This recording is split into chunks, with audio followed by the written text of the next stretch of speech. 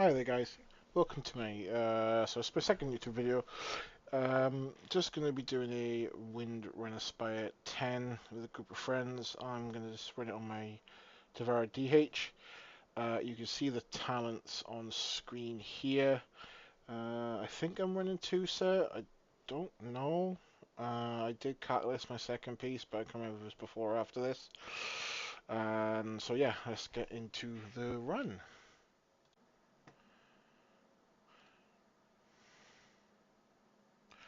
So just getting into the first pull of the dungeon. So in this little room, there's 4 packs. Usually, I say usually, but you can pull all 4 in lust. But the damage can get a bit nasty, especially start the season. Obviously, we decided to go with pull two packs. And obviously, just ramping my damage in the best right now because I'm doing my bit. These mobs don't do anything much. You got an arcane salvo, which puts this damage as an AoE. I think it puts a debuff on everyone as well. And then some of the mobs also then do some of the mobs, but one of the mobs will do like a bubble, as you saw there. Anything stood in there, mob wise, will just not take any damage. Basically, it's like 99% reduced. So just move them out of there. I got a debuff here. I think that's from the Arcane Salvo. I think. I'm not really sure. But here I'm just sort of ramping. You just ramp a bit as the Devourer DH. You try and get you into your Metamorphosis form as soon as possible. So to do that, you can see I'm casting Consume here. That's sort of like your main spammable ability. And then you get over to 100 Fury, and then you Void Rate.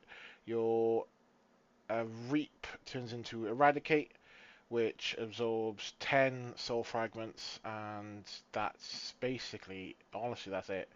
So you go into the pull. So if we do an example here, so I go into the pull here, I use Consume, Void Rate, then I'll get enough. So then obviously I get up to 50 fragments, and then I just collapse and star straight away. Then I just weave in and out between Void Ray, Collapsing Star, Void Ray, Collapsing Star. So with your Collapsing Stars, it's only castable when you get 30 fragments while in Metamorphosis form. But because you're constantly sort of with high levels of haste, you're reaping and eradicating quite a lot, so you're getting quite a lot of fragments. But obviously, but the longer you're in the Void Metamorphosis form, obviously the quicker the Fury will drain, and then you get kicked out of it. But then obviously once you're kicked out of it, all you do is consume, reap, void ray, and then eradicate, and that's basically the rotation here. So um, I'm doing just the lack of getting game sounds. So obviously I'm using, I think it's Microsoft Clipchamp to make this video and record the gameplay. So I need to work out how to include sounds that include in my voice comms as well. So I'll try and work on that going forward. But these ads, they do Poison Blade, which drops the rubbish on the floor, I think. And nothing really dangerous here, just throwing off some collapsing stars. We are sort of going towards the first boss, so there's two wings, and you go to the third one. So one wing is sort of filled with sort of like mostly, as you can see, animals. This is going to the Ember Dawn boss. Here's a pretty sort of biggish pull, I'd say. Obviously, get targeted by the Apex Links. I drop a darkness here just to help out with sort of incoming damage. You can target the Apex Links and he'll just jump on you. Just make sure you avoid all this on stack, otherwise you'll die. More poison rubbish here. It's not the poison blaze, that's the other side, but it's the spiders. By the looks of it, they drop the poison, so you just gotta dodge stuff out the way, dodge the traps, and just keep doing your rotation, I guess. Nothing really much going on here. You can see they're just kiting stuff around. And oh, of course, I get stunned by the trap when I'm in the poison. I'm dying, so I'm screaming, "I'm dying! I'm dying!"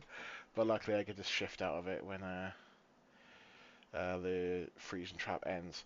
So this is sort of another pull here up until the lasher. Again, another biggish pull. So I start off with just ramping a bit, get some fury going, get my void metamorphosis going. Sorry, void ray going. As you can see, I'm just sort of generating my fury again, back into void ray. Last eradicate into 50 fragments, straight into that, straight into collapse to the star, and Goku Spirit Bomb, boom!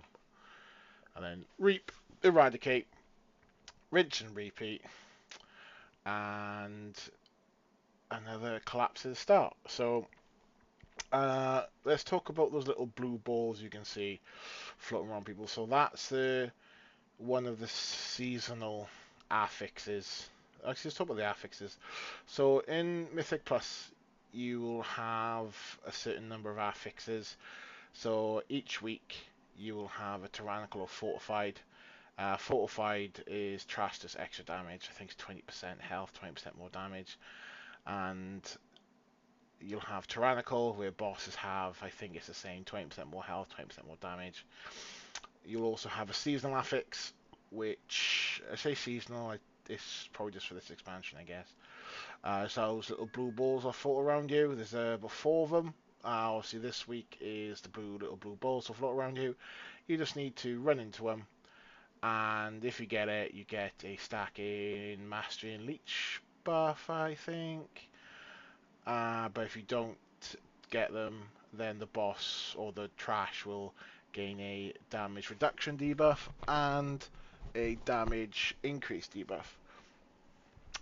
And the other affix, I think that's, believe it's it. Every death that you have reduces time by about 5 seconds, and then I think it's below 7 keys you get a light guidance buff. This is new for midnight. So what that does, it helps with tank routes.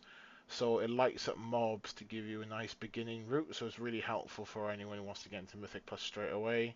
You can follow a basic route. Obviously, as you progress and get a bit more confident, you'll make your own routes. Some of that will be more not time, but you can basically do get better timings with them. You know what could be done quicker, basically. So this boss here is Ember Dawn. Not much going on here. What she does, from what I understand, is, as you can see, there's a flame circle on me. To get to the edge, run out. Oh, Mindy died. Take it to the flame circle to the edge, run it out, and that's basically it for like the one part of the phase. This is sort of like the intermission. So what he does is all the flame circles spawn a flame tornado. If you get hit, you get stunned, I think, and obviously take lots of damage. The boss also does a front door. It targets random bits of the arena. It just does the front door, and that's basically it. Rinse and repeat, and the boss should fly away about 5%. Easy peasy. Not a difficult boss. Can be hard hitting, especially with the flame circles during that little sort of flame bit. Because I think it does AoE damage as well, just ticking AoE damage. So can be quite a bit of a push for the healers here. But we managed to do it quite nicely. And let's get back to what Mythic Plus is. So, as you can see, I'm going the wrong way. I'm looking at some macros, trying to fix some stuff. I want to put my shift, which is my dash button, onto a location macro. Basically, instead of having to click the location, I can just put my mouse cursor somewhere and then just press the keybind and dash. See there? That's where the point and click. With the shift one, sorry, the location macro, you just go straight to location. I don't have to click it. So with Mythic Plus as well, each of the keys, obviously you go from 2 and above. Each level will there's different thresholds for levels. So I think it's up until 7. You get the guidance, the guidance one, where it helps you with your route. 4 and above, you get the Zalateth one, I think. A lot of stuff here I was thinking, guys, I'm sorry. Above 7, then, you get either Fortified or Tyrannical, whichever is the weekly affix for that one. Above 10s, you get the other weekly affix. So if it's Fortified at 7 and above, at 10 you'll get Tyrannical, and obviously non-Tyrannical weeks you get Fortified, vice versa, you know. And then above 12s, you get Zalateth's Gambit. So instead of getting the weekly, you know, the ball affix, for example, no, sorry, Zalateth's Guile. So instead of getting the weekly affix, you're gonna get Zalateth's Guile, which makes death time. So death time is usually a minus 5 seconds off the clock. So you can see one death here, that's minus 5 seconds off our total clock. With Zalateth's Guile, you get, or Gambit, I can't remember. It's 15 seconds, so it's a change they made towards the middle of War Within. Because the first season War Within, the mobs and bosses having a further 20% increase. That was the first season of War Within, I believe, if I remember. It was pretty hard hitting, pretty good fun, but it was, you know, if you weren't organized, it can catch you out, especially with some one-shot mechanics. And then season 2 onwards, they just changed the death timers, so pretty nice. So I think this is a lot more new player friendly here, so really good, really like it. And now we are just going to the second wing here. This is the last trash pack before we go. So here I obviously was already in meta, but I get back up to that point again, but the reason why I don't pop it is I want to save it for the boss. So, because obviously I can get into it quite quick. One issue that I find with Devourer DH is when you start off a dungeon, it's quite slow to begin with because you got no soul fragments out. You're trying to ramp up to them, so it feels a bit, it just feels a bit slow. But when you start doing the pulls, you start rolling the fragments because you've got the fury, because your main spend is your void ray, okay? So or void ray, right? So also when you start, you have no fury, you have 25 soul fragments, but that doesn't mean anything. But you have no fury. When you start rolling with the fury, you get it going. It feels like everything's just ticking over nicely, you know. So start off here. So what this is a duo boss. So you got they both have to die roughly at the same time, but if they don't, it doesn't really matter. Just whichever one dies first, the other one gets a stacking buff, which does a lot of damage. So as you can see, what you get poison circles, so you just run them out and then pop them back. You also get this dark entity. Now that is, you can stun the ad, you can kill the ad, or you can dispel. It's a curse debuff, so you can dispel the debuff off you. If you're a mage, you can dispel it. Obviously, classes I can dispel. Dispel the debuff, and you get rid of the ad as well. This is the other mechanic, so probably the main one of it. The patchwork type boss, so what was it? It's Latch. Will target you with a hook, and then Callus will just run away and do like an AoE. So you need to run the Latch hook behind Callus, and then he pulls her, goes oops, and then obviously just continue the fight as normal. But basically this is it. So this is basically a repeat.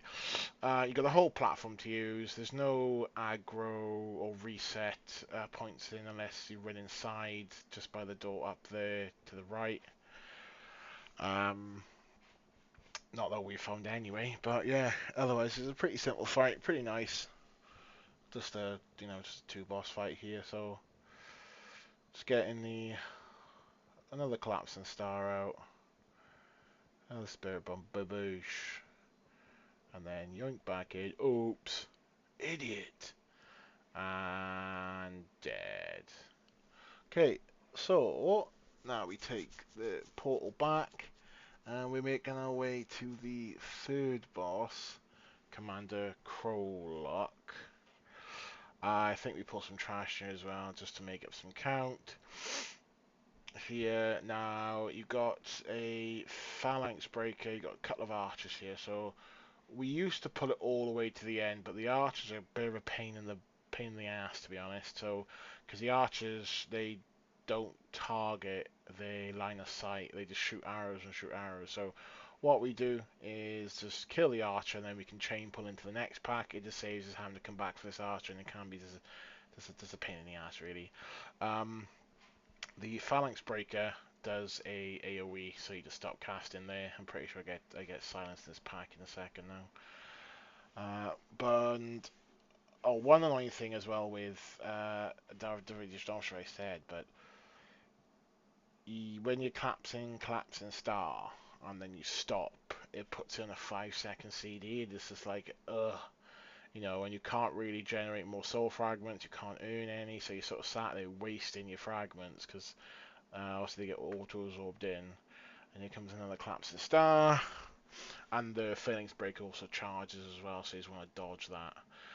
You can see obviously the interrupt coming. It does a visual as well, and obviously you can see the cast timer.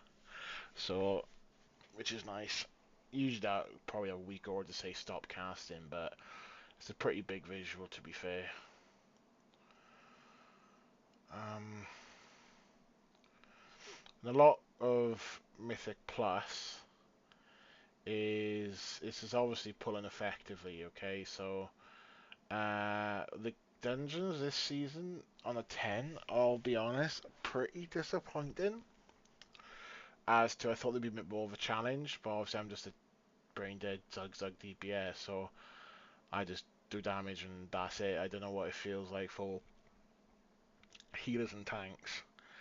Also, because they're the ones dealing with the oh, I still in rubbish there. They're the ones who are dealing with the worst of it, right? Nice spirit link here. This is probably like a nasty pull because the Mystic does a uninterruptible AoE. Does the chain lightning there, which you can interrupt, so you want to interrupt that. But it's just this pack here, and then it's the pack before the boss, and then that's basically all the packs you need. So I quite like this dungeon. It's a lot of fun. Bosses are pretty cool. Nothing too crazy, you know. But I quite like it. So looking forward to the rest of them. Obviously, I'll do a mage POV at some point because I don't want to spam my YouTube channel loads of videos. But I will obviously try and do as much as I can in the meantime. I'll also include sort of raid content. So I'm raiding today, what day is it? 26th. So if we kill any new bosses, I'll just include the POV there. So we're just blasting a bit here, kill this, and then run the boss. So with the commander, not many major mechanics here. So to start off with the percentage based one, so I think it's a 70 and 40 or 70 and 35. He does a thing called Rally and Bellow, which summons ads, and you have to kill the ads because during that time he takes no damage, or 99% reduced damage, really. So there's no point hitting him. Kill the ads, and then obviously during that time he also does a Blade Storm. You'll target a random player and just spin towards them, basically spin it to winner. And once you kill the ads, he stops doing it, and then you can start blasting him again. So as you saw there, he does a thing called Rampage, which is a tank buster. He just basically slaps a tank Zug style. He does Reckless Leap, so targets a random person, jumps up, and smacks down. He also does all of this, I think after he does that, Oh, sorry, we managed to push it. Yeah, because some of his abilities won't be casted because obviously we push him. So we should get to it in a second. So I'm just hop, skibbity, skip around. I got the Blaze-Storm on me. I'm just going to try and run away from the group so that we don't get hit. So he's casting Blaze-Storm again. The ad should die, and as soon as it happens, he stops casting. So he does Reckless Leap. So he'll just jump onto a random player, and then once he does this, it chucks all the rubbish down, you see. So he targets two players, jumps on one, jumps on the other, and then each time he jumps, he will bring AoE onto the floor, and he does a fear. So the fear puts a little circle around you, so he's got to stack with people. I think you can just stack 2 and 2, or two and 3. But we just stack into a group. It's just easier for healing and stuff as well. And is it 3 times he does it? I thought it was 2. It might be 3 then. So 75, 50, and 25 maybe. I don't actually know. Because I'm pretty sure it's the 3rd time he's done it. Gotta keep an eye on that, to be honest. It's with the Rally and Bellow debuff where you get all the other little lads. And so yeah, he shouldn't do any more now. It's just basically tank and spank until he's dead.